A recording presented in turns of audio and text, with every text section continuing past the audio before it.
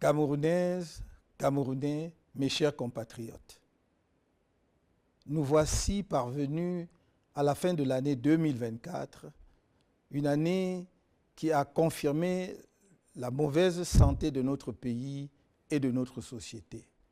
Même les plus fanatiques du régime en place constatent et commencent à admettre que le Cameroun est sur une pente dangereuse à tous égards. Chacun de nous le ressent sur lui-même, dans sa vie quotidienne et par rapport aux perspectives d'avenir du pays. Contrairement à l'habitude, je ne vais donc pas faire un bilan récapitulatif des échecs du pouvoir en place au cours de l'année 2024. Il me suffit de relever que la situation sécuritaire de notre pays ne s'est pas améliorée de façon significative. Le conflit armé dans les régions du nord-ouest et du sud-ouest étant toujours non résolu et les attaques meurtrières de la secte criminelle Boko Haram ayant repris de plus belle. Que nos performances économiques sont loin derrière celles de pays de niveau comparable en Afrique, cependant que notre endettement public ne cesse de s'aggraver et à des taux d'intérêt quasi usuraires pour des investissements invisibles ou inachevés à date, mettant ainsi un lourd fardeau sur les épaules de nos enfants qui devront payer pour notre légèreté et nos malversations. Que la situation scolaire est catastrophique et sur le plan social en particulier, avec une hausse continue des prix des denrées de première nécessité qui rend le coût de la vie insupportable pour nos populations, en particulier les plus pauvres et les plus vulnérables. Que l'augmentation successive des prix des carburants, sous le prétexte mensonger de la suppression des subventions de l'État, contribue à la cherté de la vie, alors que notre pays est un producteur de pétrole, si modeste soit-il.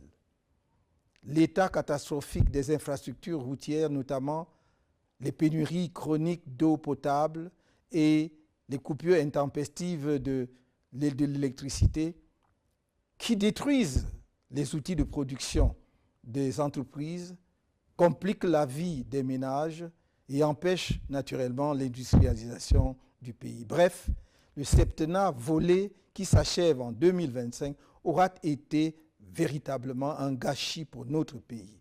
Le septennat des grandes opportunités est devenu celui des grandes désillusions et de la déprime nationale. Le candidat de la force de l'expérience a disparu pour laisser place à un gouvernement de la force sans expérience, qui répand la terreur pour essayer de soumettre les Camerounais. Mal lui en prend. Le mérite, le seul de ce septennat, est de convaincre une écrasante majorité des Camerounais de la nécessité urgente d'un changement par l'alternance politique dans notre pays.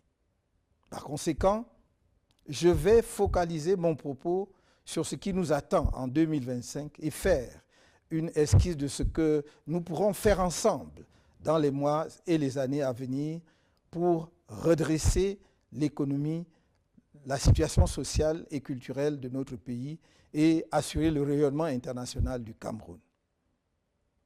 Camerounaises, Camerounais, mes chers compatriotes, quand bien même on ne voudrait pas brosser un tableau de l'économie camerounaise pour l'année qui s'achève, il est difficile de ne pas revenir sur un grossier mensonge économique du gouvernement, soutenu par le Fonds monétaire international, consigné dans la loi de finances de 2025, à savoir la duperie de la subvention par l'État des produits pétroliers au Cameroun.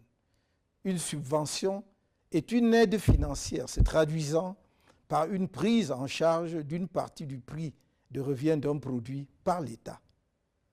L'examen de la structure des prix des carburants à la pompe ne laisse percevoir aucune trace de subvention. Le pouvoir en place et le FMI mentent donc de manière éhontée au peuple camerounais. Le rapport mensuel le plus récent de la Caisse de stabilisation des prix des hydrocarbures indique qu'en ce mois de décembre 2024, le prix de revient d'un litre de super au port de Douala est de 369 francs CFA. Le consommateur final l'obtient à la pompe à Douala et à Yaoundé au prix de 840 francs CFA, soit plus du double du prix de revient, sachant que ce prix à la pompe est encore plus cher dans toutes les autres localités du pays avec les frais de transport. Toute subvention de l'État aurait conduit à un prix inférieur à 369 francs CFA. Mais non seulement le consommateur final paie l'entièreté du prix de revient, il paie en plus un supplément de 471 francs CFA, représentant le transport jusqu'au point de livraison et divers prélèvements de l'État. Quelle est donc la partie du prix de ce produit supporté par l'État pour qu'on parle de subvention? Je souligne que même le prix de 369 francs au port de Douala est dû à la kyrielle d'intermédiaires et de spéculateurs dans l'acquisition des produits pétroliers au Cameroun, ainsi qu'à un circuit de distribution rallongé par une série d'autres intermédiaires. Or, la Société camerounaise des dépôts pétroliers aurait pu assurer à elle seule la récupération, le stockage et la distribution de ces produits. Cet allongement du circuit de distribution assure de solides subsides à certains responsables de l'État qui l'organisent et dont on serait fondé à croire qu'ils les partagent avec le FMI, devenu caution d'une subvention imaginaire. Je rappelle que le Nigeria voisin, qui a supprimé les subventions sur les carburants, se retrouve en décembre 2024 avec un prix à la pompe de 0,751 $ des États-Unis, soit environ 470 francs CFA le litre, suite à une hausse des prix de 15% sur son marché. La Libye, qui subventionne les produits pétroliers, pratique un prix de 0,031 $ des États-Unis, soit 19,36 francs CFA le litre de super sur la même période. On comprend dès lors que toutes les demandes du MRC pour un échange devant permettre d'expliquer la subvention dont parle le gouvernement du Cameroun et le FMI soient restées lettres mortes.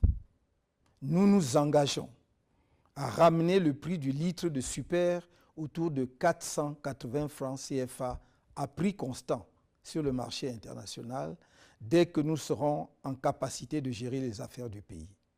Le surplus prélevé sur le prix de revient par litre permettra de réaliser dans les plus brefs délais une raffinerie de dernière génération dont la mise en marche permettra de baisser davantage les prix pour les situer dans la moyenne des prix de production des pays transformateurs de pétrole. La mauvaise gestion des finances publiques et des ressources du pays a conduit à une fuite dans un endettement que certains prétendus analystes qualifient de modéré, voire faible, alors qu'il s'agit d'une dette essentiellement toxique, car notre pays est rendu à un point où il doit recourir à de nouveaux emprunts pour régler les anciens. Cela est très frappant lorsque l'on considère la zone franc dans son ensemble. Le Cameroun y apparaît comme le pays le plus endetté auprès de la Chine et de la France, devant des pays qui, a priori, se classent devant lui en matière de dette sur la scène continentale. Nous ne pouvons ralentir le rythme de notre endettement qu'en nous mettant résolument au travail et en imposant aux structures publiques un niveau de dépenses à la mesure des moyens du pays. C'est pourquoi nous nous engageons notamment à réduire drastiquement le train de vie de l'État, à accroître substantiellement la production dans tous les secteurs de l'activité économique nationale et à accélérer l'industrialisation du pays afin de devenir une économie fortement exportatrice et de redresser la balance commerciale, à instaurer la bonne gouvernance en étant intraitable sur la corruption et les détournements des fonds publics, à l'amélioration significative du pouvoir d'achat afin de booster la consommation et stimuler en même temps la production locale, source de croissance économique. À mobiliser effectivement les recettes de l'exploitation des nombreuses ressources naturelles de notre pays au profit du développement national. Le récent rapport de la Chambre des comptes de la Cour suprême du Cameroun sur l'exécution de la loi des finances 2023 laisse pantois devant le niveau de pillage de la fortune publique par les personnels de l'État et leurs complices. Quand on y découvre, par exemple, qu'en un an, l'État aurait prélevé les ridicules sommes de 8 000 francs CFA sur le conditionnement du bois et de 18 430 francs CFA sur les jeux de hasard. Ceci n'est qu'une indication de quelques actions économiques urgentes que nous nous engageons à mettre en œuvre pour amorcer la réforme en profondeur et la modernisation du Cameroun. Notre programme de gouvernement en vue de l'élection présidentielle de 2025 sera rendu public en son temps. Dans un tout autre domaine, je voudrais qu'ensemble, avec toutes nos gloires du monde sportif, nous assurions le rayonnement international de notre pays dans les domaines des sports de haut niveau, en particulier dans ceux où le Cameroun dispose d'atouts importants. Je me limiterai ici à notre sport roi, le football. Notre objectif majeur à moyen terme est la co-organisation avec 3 pays frères, la Côte d'Ivoire, le Nigeria et le Ghana, de la Coupe du monde de football en 2038. La contribution exceptionnelle du Cameroun, tant au football africain qu'au football mondial, nous autorise une telle ambition.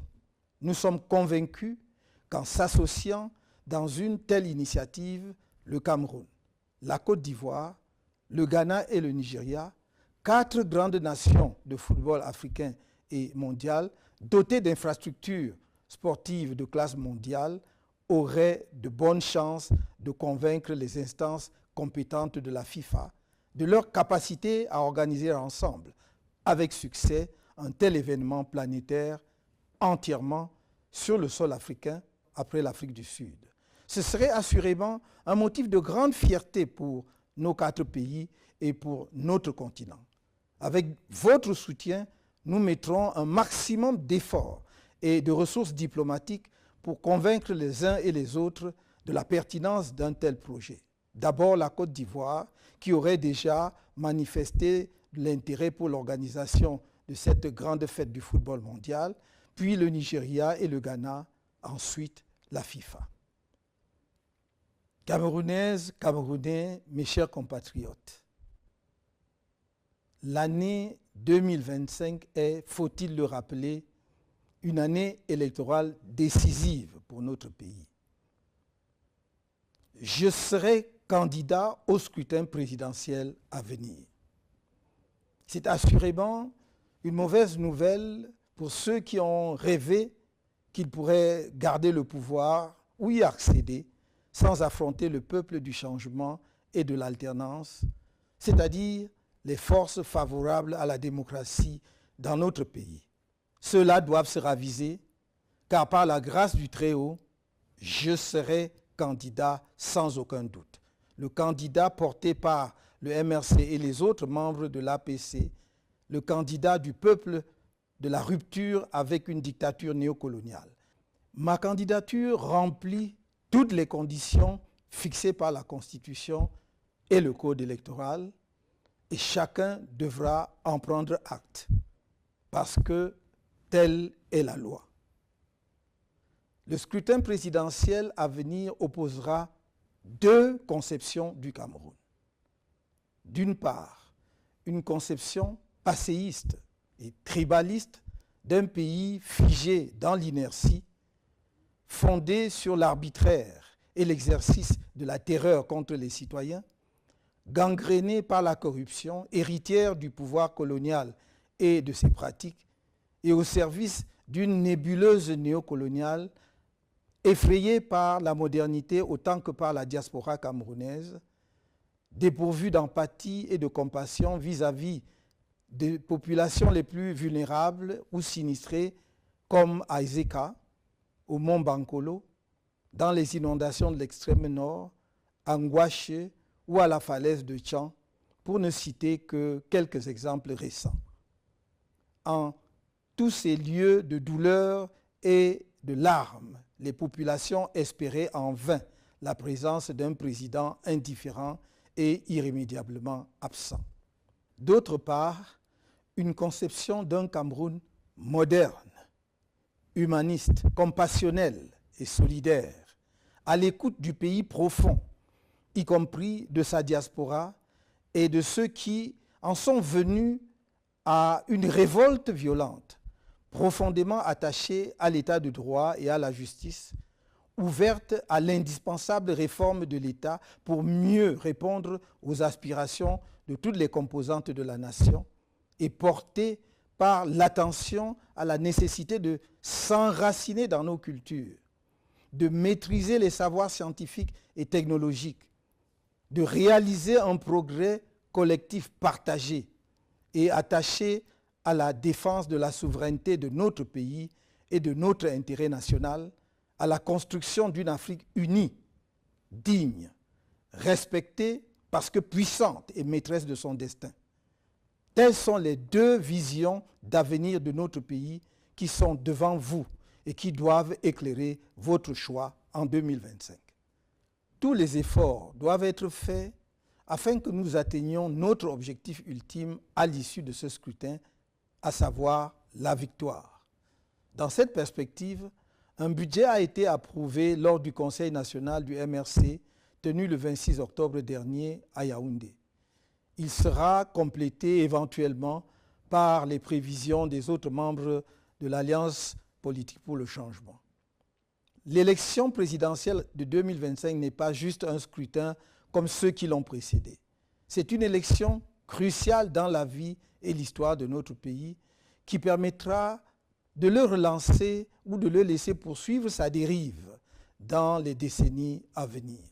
C'est pourquoi j'en appelle à notre sursaut collectif face au candidat du pouvoir, qui qu'il soit, car le candidat du RDPC bénéficiera, comme d'habitude, des financements illimités de l'État, des grandes entreprises, des femmes et hommes d'affaires les plus riches du pays, voire du discret soutien de certains pays étrangers. La contribution de chacun au financement de notre participation digne et efficiente au scrutin à venir est donc indispensable. Nous lancerons la campagne de collecte des contributions au cours du mois de janvier. En prévision de cette opération vitale et dans un souci de transparence, nous avons écrit au ministre des Finances et au ministre de l'Administration territoriale, ainsi qu'au délégué général à la Sûreté nationale depuis le 5 novembre 2024. Non seulement pour les en informer, mais aussi pour leur demander expressément de nous accompagner dans cette opération afin d'éviter toute spéculation inutile ou malveillante sur les résultats de la collecte et son utilisation. Une bonne élection, c'est d'abord une élection crédible, qui n'est possible que si les organismes en charge de l'organisation de ces élections et de l'arbitrer sont eux-mêmes crédibles. Et l'ECAM a un rôle essentiel à jouer pour garantir des élections transparentes, justes et libres et apaisées dans notre pays. L'expérience tirée de notre participation au double scrutin législatif et municipal de 2013 et plus encore de l'élection présidentielle du 7 octobre 2018 montre un arbitre de jeu électoral plutôt partisan.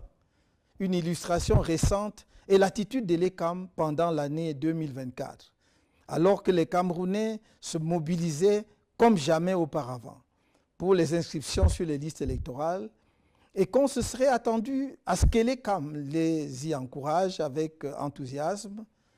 On a tous été témoins des manœuvres d'obstruction engagées en particulier par la Direction générale de l'ECAM.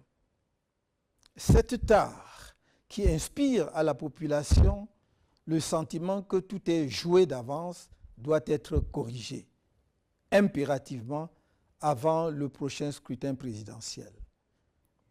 C'est l'occasion de rappeler une fois de plus que l'article 80 du Code électoral dispose, je cite, qu'à l'issue des opérations de révision et au vu des documents et données communiquées par les démembrements régionaux d'Elections Cameroun, le directeur général des élections établit et rend publique la liste électorale nationale au plus tard le 30 décembre. Fin de citation.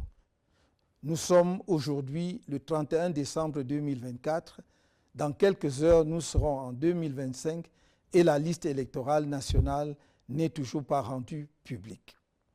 Le MRC ne laissera pas une telle forfaiture sans suite légale appropriée et ne fera aucune concession sur quelque violation que ce soit du Code électoral. C'est dans cet esprit que nous avons saisi les tribunaux pour constater et sanctionner les violations de la loi portant organisation et fonctionnement du Conseil constitutionnel par certains de ses membres, dont son président. En ce qui concerne le comportement de l'ECAM et de certains acteurs techniques du processus électoral, je constate que l'ECAM a toujours du mal à appréhender son rôle d'origine, c'est-à-dire d'organe neutre, garant d'élections libres, transparentes et apaisées au Cameroun. Et l'ECAM doit se souvenir de l'histoire électorale dans notre pays et surtout pourquoi et comment on en est venu à sa création. Si les membres de cet organisme pensent seulement au décret de leur nomination et oublient leur indépendance, leur responsabilité et leur devoir impérieux vis-à-vis de la nation, ils feront courir à notre pays de graves périls engendrés par des crises électorales inutiles. S'agissant des partenaires techniques de l'ECAM, l'Allemagne, qui a souffert gravement dans son histoire des dérives totalitaires d'un régime politique et qui surmonta admirablement cette épreuve, est bien placée pour comprendre la frustration du peuple camerounais face au comportement inacceptable de certaines sociétés allemandes qui accompagnent l'organe électoral camerounais. Ces sociétés s'étaient engagées à mettre en place une biométrie électorale au Cameroun depuis plus de 10 ans et depuis lors se sont transformées en agents techniques de la fraude électorale qui permet à un candidat battu aux élections successives de se perpétuer au pouvoir dans notre pays. Cette situation inadmissible ne saurait continuer sans aucune conséquence légale. C'est l'occasion pour moi d'interpeller tous les partenaires du Cameroun et notamment ceux qui assistent financièrement à l'ECAM. Est-il cohérent de financer un programme avec des objectifs affichés de promotion de la démocratie et d'assister sans rien dire aux pratiques antidémocratiques avérées et récurrentes de l'ECAM?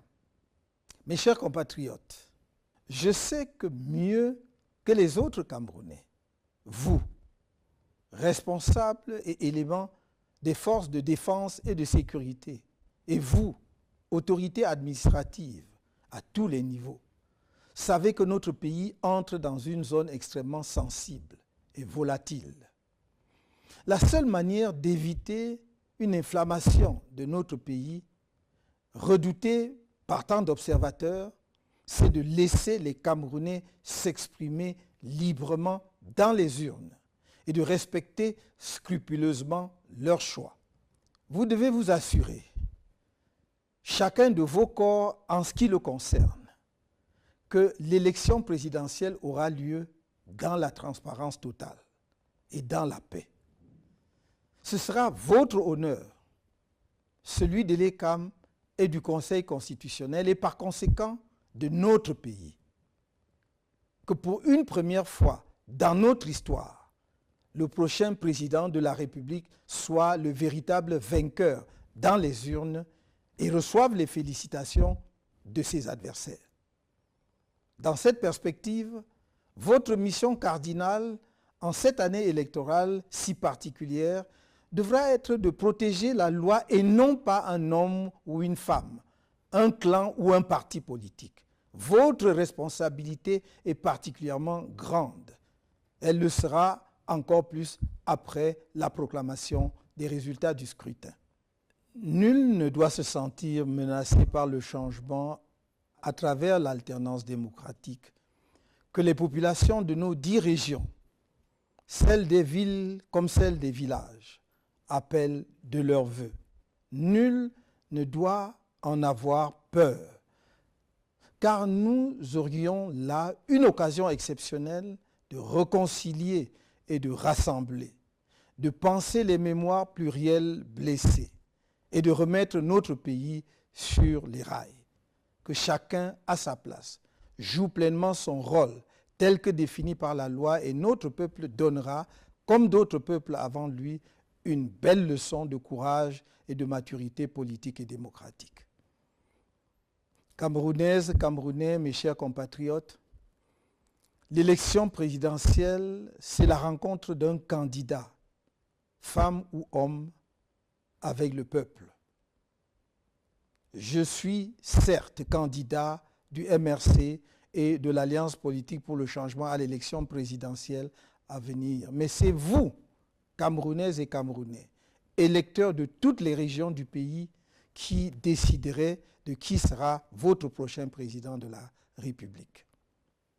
Depuis mon entrée en politique, avec le lancement du MRC en 2012, vous avez été témoin des multiples campagnes de diabolisation contre ma personne, orchestrées tant ici même au Cameroun que dans les médias internationaux par le pouvoir en place.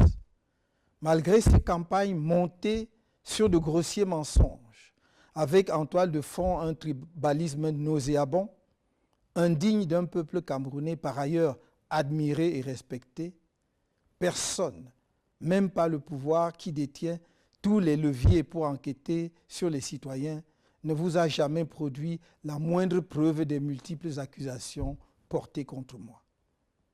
Je suis dans la vie publique depuis plusieurs années. La plupart d'entre vous me connaissent un temps soit peu. Chacun de vous a eu le temps de m'observer et de pouvoir se faire une opinion factuelle de mon attachement sincère aux Camerounais de toutes les origines et de toutes les religions, ainsi que de mon engagement patriotique indéfectible pour notre cher pays. Jugez chaque personnalité publique par vous-même sur la base de ses actes et non pas sur ce qu'on vous fait croire qu'elle est. C'est la seule façon d'échapper à la manipulation, la propagande, le mensonge et d'éviter les regrets après coup qui arrivent toujours trop tard. Dans cet esprit, je lance une fois de plus, comme je n'ai cessé de le faire solennellement, au moins depuis la convention du MRC de 2017, un appel en direction de mes compatriotes du RDPC, habités par le désir du changement et de sauvetage de notre pays. Je leur redis que mes bras leur restent largement ouverts. Ma conviction profonde est qu'on ne peut pas nourrir l'ambition de construire un pays en excluant du chantier national certaines de ses filles et de ses fils pour leurs choix politiques passés. Je sais qu'il y a dans les rangs du RDPC des femmes et des hommes de qualité qui, malheureusement, n'ont jamais pu exprimer la plénitude de leurs talents. J'aurais besoin d'eux pour sortir notre pays de la misère structurelle où il a été plongé, du fait des mauvais choix politiques faits au sommet de l'État depuis 42 ans. J'ai besoin de toutes les énergies pour remettre le Cameroun au travail, dans l'ordre et la discipline, afin de réaliser le progrès partagé de toutes les populations et son rayonnement international. Dans le même élan, je m'engage dans le cadre d'une réconciliation nationale nourrie par notre histoire politique profonde, où nos grands héros nationalistes, dont Ruben Oumniobé, Roland Félix Moumié, Ernest Ouandié, Abel Kingé, Castor Osende Afana, Ndetou Massa, Marthe Ekemeyon Moumié, pour n'en citer que quelques-uns, seront effectivement réhabilités et célébrés à la mesure de leur sacrifice pour notre nation, et où sera organisé le retour des restes du premier président de la République, Amadou Ahidjo, dans son pays natal. Je ne saurais terminer ce message sans dire à mes compatriotes du Nord-Ouest et du Sud-Ouest qu'avec leur soutien en 2025, une fois accédé à la tête de l'État, une de mes premières décisions sera de libérer tous les prisonniers politiques anglophones, de permettre aux exilés anglophones de revenir au pays et de convoquer un vrai dialogue national inclusif sur la question anglophone. Tous les sujets politiques relatifs au règlement de cette question, dans le respect de nos héritages culturels respectifs, seront abordés sans tabou, y compris l'instauration dans notre pays du fédéralisme. À ce dialogue national inclusif seront conviées toutes les parties prenantes à la guerre civile inutile qui a ravagé ces régions, y compris les différents mouvements armés. Je veux arrêter cette sale guerre que certains ont imposée à notre pays depuis 8 ans maintenant. Nous pouvons l'arrêter. Nous devons ensemble l'arrêter pour enfin envisager sereinement la reconstruction des régions concernées et l'ensemble de notre pays. De même, je puis assurer mes compatriotes des régions de l'extrême nord, du nord et de l'Adamawa, qui ont tant donné au pouvoir en place, mais qui sont abandonnés sans état d'âme, à une misère choquante et à la merci de l'insécurité, de notre engagement à prendre toutes les mesures nécessaires pour le relèvement économique et social des 3 régions concernées et à mettre à la disposition de l'armée camerounaise tous les moyens conséquents pour sécuriser nos frontières orientales afin d'endiguer les attaques terroristes de la secte Boko Haram qui perturbent leur quotidien depuis plus de 10 ans. S'agissant de la lutte politique en cours, j'ai une pensée particulière pour nos nombreux compatriotes qui purgent encore des peines de prison arbitraires et illégales, malgré l'avis du groupe de travail sur la détention arbitraire de l'ONU en date du 4 novembre 2022. L'État du Cameroun foule au pied cet avis alors qu'il s'impose à lui en raison de la ratification par notre pays du Pacte international relatif aux droits civils et politiques de 1966. Enfin, je voudrais être très clair pour tous nos compatriotes qui seront en charge de maintenir l'ordre public au cours de l'année 2025. Plus jamais, le MRC ne tolérera la barbarie que certaines autorités administratives, éléments des forces de sécurité et magistrats ont fait subir à ses militants et sympathisants. Chaque tortionnaire d'un de nos militants ou sympathisants sera personnellement tenu responsable. Il sera poursuivi jusqu'à la fin de ses jours. À toute fin utile, je rappelle aux uns et aux autres que la torture est un crime imprescriptible et qu'en tant que crime contre l'humanité, il peut faire l'objet de poursuites devant des tribunaux étrangers. Je réitère également que nous danserons sur le rythme que choisira le régime et que si le peuple camerounais devait être placé en situation de légitime défense, il exercerait sa légitime défense. Mes chers compatriotes, le soutien que je sollicite de vous passe par une inscription massive sur les listes électorales de l'ECAM dès le 2 janvier 2025. Pour ceux et celles qui ne sont pas encore inscrits, La campagne d'inscription qui s'ouvre le 2 janvier sera la dernière avant le scrutin présidentiel que nous attendons tous. Mesdames et messieurs, les acteurs politiques et de la société civile, étudiants, universitaires, intellectuels, femmes et hommes des arts, leaders religieux de tous bords, autorités traditionnelles, nous avons rendez-vous avec l'histoire dans quelques mois, à un moment où notre pays, le Cameroun, est à la croisée des chemins. Nous n'avons pas le droit de manquer ce rendez-vous. Nos désaccords et autres petites querelles habituelles doivent être tus devant l'enjeu politique qui se joue autour du scrutin présidentiel à venir. C'est pourquoi j'appelle à un grand rassemblement pour un sursaut national en 2025, par les urnes et dans la paix. N'ayez pas peur. Je le répète, n'ayez pas peur. L'agitation, la gesticulation, les provocations et menaces incessantes que vous entendez sont les derniers soubresauts de quelques extrémistes d'un régime qui a fait trop de mal à notre pays et qui sait lui-même qu'il est au bout de sa course. Ne vous laissez ni distraire, ni impressionner. Ces extrémistes du régime ont beau déployer le spectre de la terreur et du chaos, ils ne triompheront pas face au peuple camerounais debout. L'avenir nous tend les bras, saisissons-les. Bonne et heureuse année 2025, dans la douceur d'un Cameroun porté par le souffle de l'espoir. Je ne vous trahirai pas. Que Dieu élève notre pays.